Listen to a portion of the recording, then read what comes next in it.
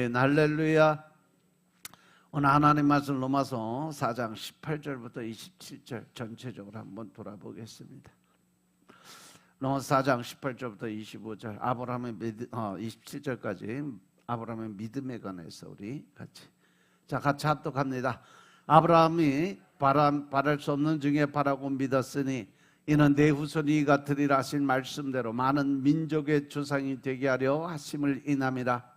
그가 백세나 되어 자기 몸에 죽은 것 같음과 사라의 태에 죽은 것 같음을 알고도 믿음이 약화해지지 아니하고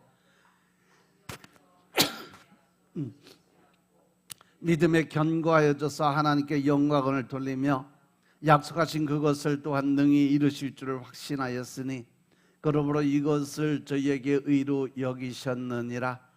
저에게 의로 여기셨다 기록된 것은 아브라함만 위한 것이 아니요 의로 여기심을 받을 우리도 위험하니 곧 예수 우리 주 죽은 자 가운데서 살리신 이를 믿는 자니라. 예수는 우리 범죄함을 위하여 내어짐이 되고 또한 우리를 의롭다 하심을 위하여 살아나셨느니라. 아멘.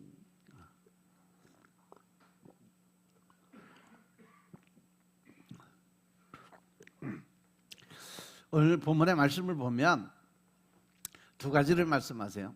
첫째, 아브라함이 의롭다 하였는데 의롭다 하는 말을 들을 수 있는 근거가 뭐냐는 거죠. 그 근거는 바로 하나님의 약속을 믿었다는 거죠. 하나님 말씀하신 게 그대로 이루어질 것을 본인의 마음속으로 믿어서 그대로 따라갔다는 거죠. 두 번째는 아브라함을 통해서 의롭다 함의 원리가 결국은 마지막에 예수 그리스도를 통해서 완성되었다라는 결론이 나와요. 첫째, 아브라함이 의롭다함을 말을 들은 이유는 하나님의 약속을 믿었다는 건데 그동안 율법과 할례 즉 행위에 대해서 쭉 말씀을 드렸어요. 아브라함이 의롭다고 한 것은 율법과 할례와 같이 행위로 얻어진 것이 아니다라는 것. 따라서 아브라함이 의롭다는 것을 오늘 이 본문에 와서는 적극적인 의미로 다시 선포를 하고 있는 거예요. 아브라함이 의롭게 된 것은 하나님의 약속의 말씀을 믿었기 때문이다. 18절에 보면 아브라함이 바랄 수 없는 중에 바라고 믿었다 이렇게 기록을 해놨어요. 아브라함이 바랄 수 없는 중에 바라고 믿었다는 것은 그때 당시 아브라함은요 아들이 없었어요.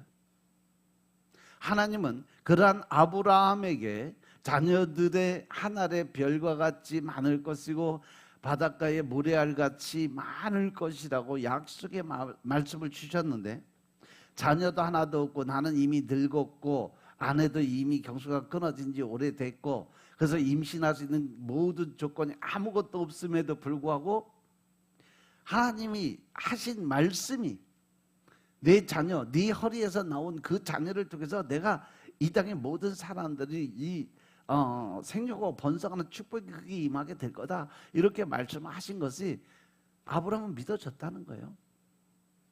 인간의 생각으로 우리의 모든 환경 조건을 따져보면 될 수 있는 것이 아무것도 없어. 하지만 하나님이 하시면 된다는 것을 아브라함은 믿었다는 거예요. 아브라함의 아들이 없는 가운데서 주신 하나님의 말씀은 인간적인 생각에서는 도저히 이룰 수 없는 거예요. 그런데 내 후손이 이같이 되리라 하신 말씀대로 이루어질 거라는 것을 확신을 가졌다는 거죠. 아브라함은 이 약속의 말씀을 굳게 붙들었어요. 하나님이 하신 말씀은 바랄 수 없는 건데 아브라함이 하나님의 말씀을 믿었다는 거예요. 그렇다고 해서 아브라함이 실수가 없었던 건 아니에요. 아브라함도 인간적인 삶을 살았기 때문에 여러 번 실수를 많이 하고 살았어요.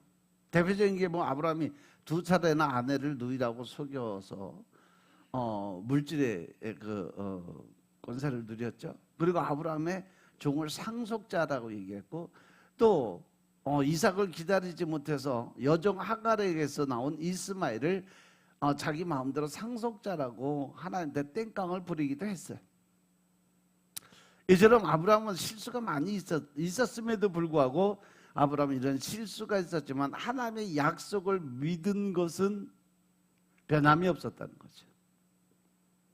오늘 본문에 보면 좀 특이한 게 뭐냐면 하나님께서는 아브라함의 이 사도 바울을 통해서 아브라함의 실수에 관한 건 전혀 한마디도 안 하셨다는 거죠. 그 대신 믿음의 조상이 왜 되었는가에 대해서 우리가 본받아야 될 믿음이 무엇인가에 대해서 소개를 하고 있는 거예요. 이것은 하나님께서 믿음에 주목한다고 볼 수가 있는 거죠. 본문은 아브라함이 의롭다함을 받은 근거가 하나님이 주신 약속의 말씀을 믿은 것을 계속 강조를 하고 있어요. 그리고 구체적으로 하나님이 주신 약속의 말씀을 믿는 믿음을 소개하는데, 그러면 아브라함의 믿음이 어떤 걸까? 첫째, 믿음이 약해지지 않는 믿음이다. 흔들리지 않는 믿음, 불신의 마음이 없는 믿음. 19절에 보니까 그가 백세나 되어 자기 몸이 죽은 것 같고 사라의 태가 죽은 것 같음을 알고서도 믿음이 약하여지지 아니했다라고 기록이 되어 있어요. 믿음이 약해지지 않았다는 말을 하나님이 주신 약속의 말씀을 붙들 때 믿음이 더 강하게 찾아왔다라는 얘기죠.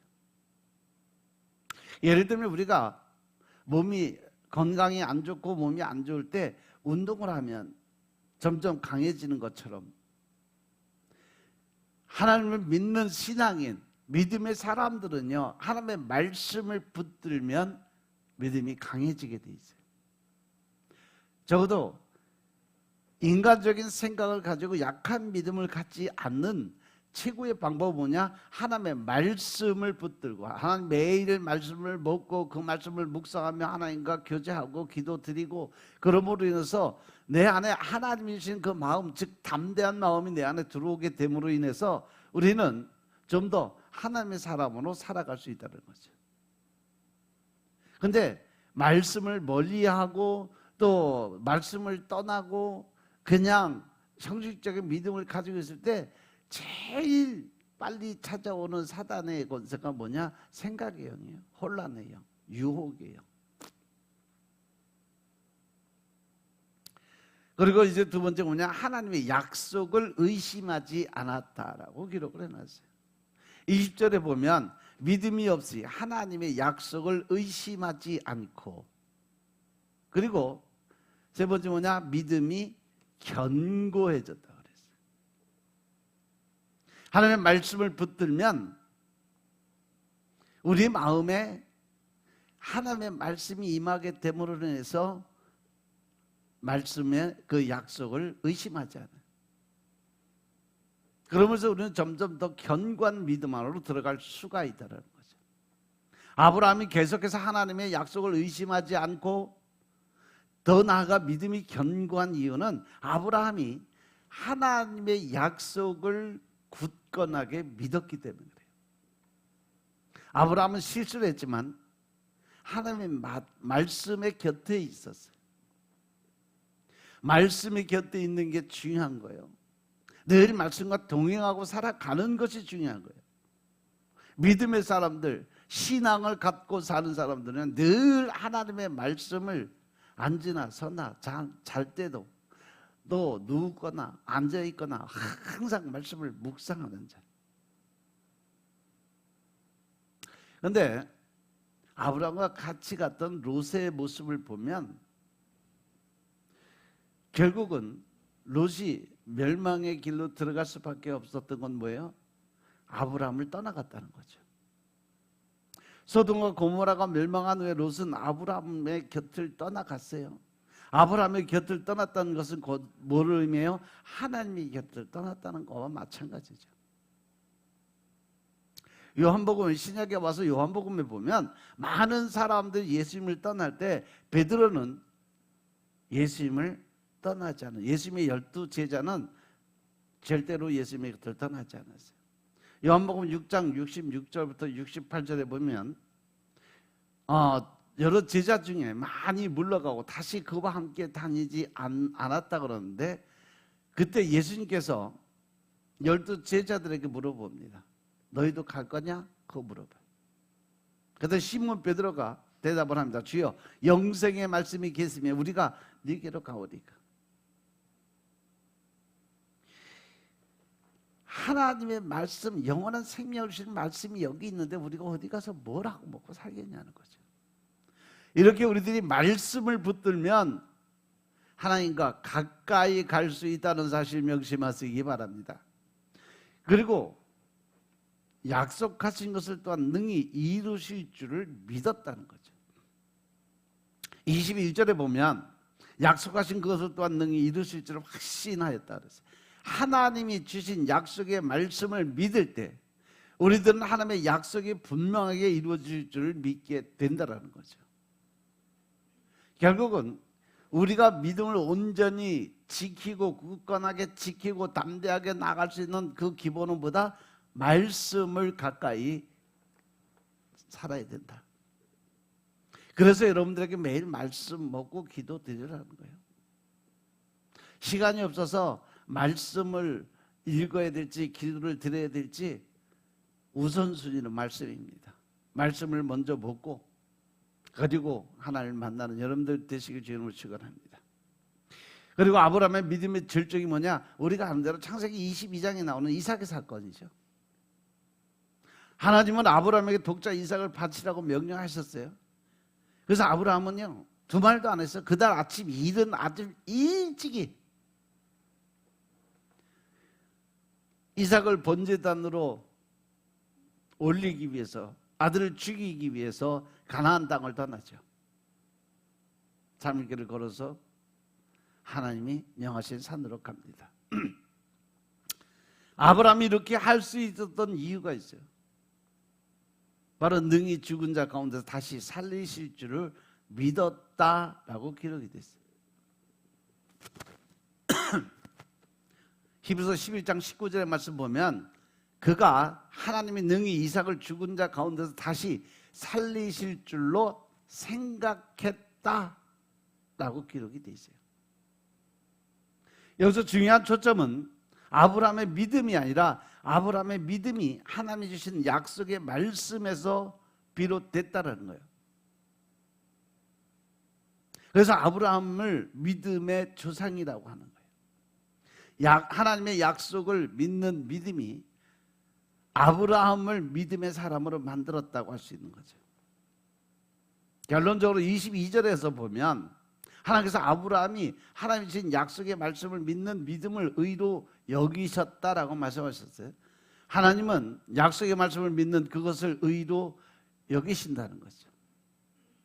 여러분들에게도 마찬가지로 하나님의 말씀, 즉 성경에 나와 있는 말씀이 이 땅에 그대로 이루어질 것을 믿으면 하나님의 의로운 사람으로 이신칭의의 은혜가 임하게 됩니다. 그것이 바로 구원의 길로 들어가는 문턱인 것임을 깨달으시기 바랍니다. 하나님이 주신 약속의 말씀을 믿는 믿음은 성경 속에 잘 나타나 있어요. 믿는 사람들, 하나님 말씀하신 대로 순종한 사람이 어떻게 살았고 하나님의 말씀에 불순종하면 어떻게 됐는지 이 성경 하나님 말씀에 아주 기록이 정확하게 다 되어 있어요. 성경을 보면 한마디로 하나님이 주신 약속의 말씀을 믿을 거냐 아니면 믿지 않을 거냐, 이것을 결정하는 역사가 바로 성경 하나님의 말씀이에요. 하나님 주신 약속을 믿는 자에게 하나님의 약속의 말씀은 의로운 자가 되지. 하지만 하나님의 약속을 믿지 않으면 결국 불행의 길로 들어갈 수밖에 없었던 게 성경에 기록된 사실이에요. 예를 들어서 에스겔서 24장이 보면 하나님께서 에스겔의 아내를 어느 날 저녁에 호련히 데리고 가세요. 저녁 때 잔다고 갔던 아내가 죽어버렸어요. 근데 하나님이 에스겔에게 미리 얘기했어요. 너 아내 죽어도 슬퍼하지 마라. 그래서 에스겔은 슬퍼하지 않았어요. 그리고 난 이후에 백성들이 에스겔을 찾아와요. 에스겔서 24장 15절부터 18절 말씀 보시겠습니다. 에스겔서 24장 15절부터 18절 말씀. 여호와의 말씀이 또 내게 임하여 가라사대 인자야, 내가 내 눈에 기뻐하는 것을 한 번 쳐서 빼앗으리니 너는 슬퍼하거나 울거나 눈물을 흘리거나 하지 말며 죽은 자들을 위하여 슬퍼하지 말고 종용이 탄식하며 수건으로 머리를 동이고 발에 신을 신고 입술을 가리우지 말고 사람의 부의하는 식물을 먹지 말라 하신지라. 내가 아침에 백성에게 고하였더니 저녁에 내 아내가 죽기로 아침에 내가 받은 명령대로 행하매. 할렐루야. 왜 하나님은 에스겔 아내의 죽음에 강한 방식으로 에스겔 선지자를 사용했을까? 단순한 징계 이상의 하나님의 마음 깊은 곳에 그 이유가 들어 있습니다. 이 말씀을 가만히 묵상해 보면 그 안에 하나님의 그 안타까움, 이 애처로운 그 마음이 들어있어요. 에스겔 24장이 기록된 시점은 예루살렘이 실제로 바벨론에 의해서 포위된 바로 그날이에요. 하나님 성전 파괴, 국가 붕괴, 백성 전체 비극을 미리 경고를 엄청나게 많이 해줬어요. 선지자를 통해서. 그런데 백성들은 들은 척 만척 하나님 말씀을 다 무시했어요. 그래서 하나님은 너희가 아무리 말해도 듣지 않으니까 이번에는 말로 하는 것이 아니라 너희 눈앞에서 일어나는 충격적인 표징을 보여주겠다라고 하면서 일을 하신 거예요. 그만큼 하나님의 마음은 절박한 상황이었다는 거죠. 하지만 하나님은 백성이 깨닫기만 하면, 그리고 회개하고 돌아오면 그들 다 구원하시려고 작정을 하고 계획했더니, 그런데 백성은 선지자의 말이고 징계고 기적이고 설득을 하고 경고를 해도 어떤 방법으로 보여줘도 결국은 백성들은 돌아오지 않았죠.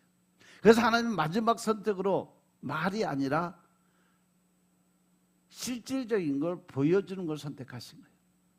따라서 에스겔의 아내의 죽음은 백성들의 가장 소중한 것이 하루아침에 빼앗길 수도 있다는 충격을 드러내는 아주 강력한 상징이었어요. 그 에스겔 아내가 죽고 난 이후에 사람들이 에스겔을 이스라엘 백성들이 에스겔 선지자를 찾아와서 하나님에 대해 이렇게 질문하고 묻고 그러한 일들이 생겼어요. 하나님은 에스겔의 아내를 고통을 위한 희생물로 삼은 것이 아니었다는 거죠. 하나님은 사람을 장난처럼 다루시는 분이 아니에요. 성경 전체에서 한 사람의 생명은 늘 중요하게 다루시는 분이 하나님이세요. 따라서 에스겔의 아내가 죽은 것은 하나님이 갑자기 없었던 계획을 그를 죽임으로 인해서 만들어낸 것이 아니라 그 이스라엘 백성들, 인간의 타락과 역사 속에 수많은 죄악의 흐름 가운데 하나님이 그 사건을 이용해서 전체 하나님의 백성들에게 메시지를 주기 위한 방법을 택했어요. 하나님은 책망이 목적이 아니라 구원의 목적으로 이 방법을 사용했다는 거죠. 누구를? 이스라엘 백성들 전체를. 즉 하나님의 죽음을 만든 것이 아니라 죽음을 메시지로 삼아서 모든 백성들에게 경고의 메시지를 준 거죠. 하나님은 하나님의 마음을 에스겔 선지자 아내의 죽음 속에, 에스겔 선지자의 그 고통 속에 하나님의 마음을 투영시켜 보여준 거예요. 이 부분은 많은 사람들이 잘 모르는 사실인데, 에스겔의 아내의 죽음은요 하나님 자신의 마음을 보여주는 사건이라는 거죠. 하나님에게 예루살렘은 눈의 기쁨이었어요. 그런데 백성들은 우상을 숭배하고 폭력과 불의 하나님 그러한 삶을 통해서 하나님과 관계없는, 하나님을 떠난 삶을 살았다는 거죠. 결국 사람은 백성을 잃어야 하는 하나님의 그 찢어지는 마음이 에스겔 선지자 아내가 죽음으로 에스겔의 고통을 통해서 나타났다는 거죠. 이 말씀은 단지 징계하기 위한 것이 아니라 하나님에게도 너무 아픈 일이었다는 점을 드러내는 사건이에요. 그래서 하나님께서 에스겔에게 애도하지 말라고 말씀하셨던 거예요. 물론 이것도 잔혹해 보일 수 있지만 하나님의 뜻은 우리들의 생각과 정반대라는 사실 명심하시기 바랍니다. 하나님의 메시지는요 애도할 틈도 없이 너희 나라가 이렇게 무너질 것이고 너희의 마음도 이처럼 충격적으로 마비되는 그러한 일이 생길 거다라는 경고의 메시지였어요. 즉 너무 슬픈 사건이 생기면 오히려 울지도 못하는 그런 상태가 되죠. 실질적으로 예루살렘 멸망이 딱 그러한 상황이었어요. 하루아침에 예루살렘 성이 돌 위에 돌 하나 남지 않을 정도로 완전히 무너진 그 사건.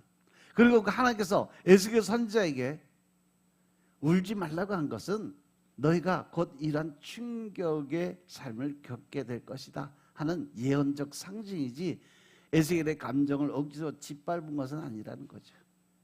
이 모든 것의 근극적인 이유가 죄악 속에 빠져 방황하는 백성들이 돌아오기를 바라셨기 때문이에요. 그래서 에스겔서 전체를 보면 하나님의 목적은 단 하나예요. 그들이 나를 여호와인 줄을 알게 하려는 것이다라는 거죠.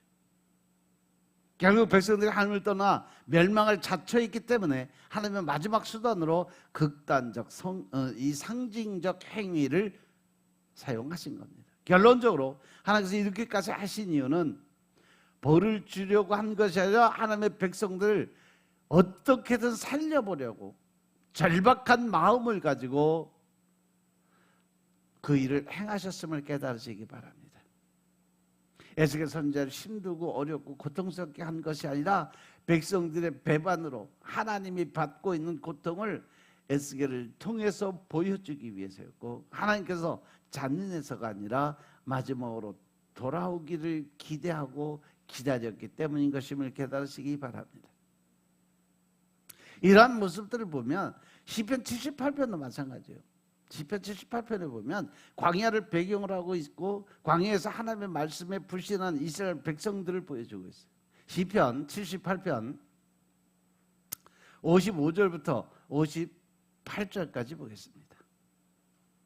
시편 78편 55절부터 58절까지. 또 열방을 저희 앞에서 쫓아내시며 줄로 저희 기업을 분배하시고 이스라엘 지파로 그 장막에 거하게 하셨도다. 그럴지라도 저희가 지존하신 하나님을 시험하며 반항하여 그 증거를 지키지 아니하며 저희 열조같이 배반하고 괴사를 행하여 속이는 헐같이 빗가서 자기 산당으로 그 노를 격동하며 저희 조각한 우상으로 그를 진노케 하였음에. 할렐루야. 이스라엘 백성들의 삶이 항상 이래요. 제가 주일에도 말씀드린 것처럼 하나님 앞에 죄를 지어서 심판받고 고통이 당하면 회개하고, 회개해서 하나님이 이쁘다 하고 쭈쭈해서 살려주면, 먹고 살만하면 또 가서 사고치고, 이게 계속 반복되는 이스라엘 백성들의 삶이에요. 이스라엘 광야는 하나님의 말씀을 불신한 역사라고 할 수 있다는 거죠.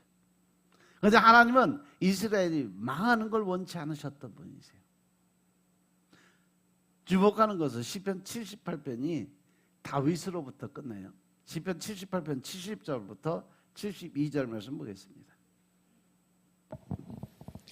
또 그 종 다윗을 택하시되 양의 오리에서 취하시며 젖 양을 지키는 중에서 저희를 이끄사 그 백성인 야곱 그 기업인 이스라엘을 기르게 하셨더니 이에 저가 그 마음의 성실함으로 기르고 그 손의 공교함으로 지도하였도다. 이 마지막 부분에 다윗을 소개하는 것은 다윗이 하나님의 말씀의 사람이고 하나님의 말씀이 있기 때문에 소망이 있음을 말씀하시는 거예요. 이처럼 성경은 하나님의 약속을 믿는지 아니면 불신하는지 행불행이 분명하게 가려져 있는 모습을 분명하게 기록해놨어요. 오늘도 마찬가지입니다. 오늘도 하나님의 약속을 믿는지 불신하는지의 이야기를 우리 스스로가 써내려 가고 있다는 거죠. 우리는 하나님의 약속을 믿는 이야기를 써내려가야 된다는 사실 명심하시기 바랍니다. 물론 중간에 실수도 하기도 하겠지만 하나님의 약속을 믿는 그 이야기가 기록돼야 돼요. 여러분들 인생의 모든 기록에. 하나님의 약속을 믿는다는 것은 나를 믿는 게 아니라 오직 하나님의 말씀을 의지해서 내 의지와 상관없이 나아갈 수 있는 믿음, 이것이 곧 내려놓음이고, 그 내려놓음을 통해서 우리는 새로운 하나님의 사람으로 거듭날 수 있음을 믿고, 오늘 하루도 갈라디아서 2장 20절의 말씀처럼 나는 죽고 내 안에 계신 예수님의 삶을 살 수 있는 여러분들의 삶이 되시길 주님으로 축원합니다. 기도드리겠습니다. 아버지 하나님 감사드립니다. 오늘도 아버지의 은혜 가운데 우리가 변화된 삶을 살게 하시고, 또 하나님의 권세한 능력 가운데 임하게 하시고, 이제 더 큰 하나님의 사랑을 나누고 베푸는 자리에 서게 하시니 감사드립니다. 오늘 하루도 오직 주님의 영광 위에 살아가게 하여 주옵소서. 또 하나님의 계획하시고 뜻하신 대로 우리가 쓰임받는 도구의 삶을 살게 하여 주시고, 먹든지 마시든지 무엇 하든지 다 주님의 영광을 위해서 살아갈 수 있도록 축복하여 주옵소서. 성령님이 동행하심으로 인해서 우리 하는 일마다 형통의 복이 임하게 하여 주시고, 더 나아가서 모든 일들이 좋은 일들, 잘 되는 일들로 바뀔 수 있도록 축복하옵소서. 모든 말씀 우리 주 예수 그리스도의 이름으로 감사드리며 기도드려서옵나이다. 아멘.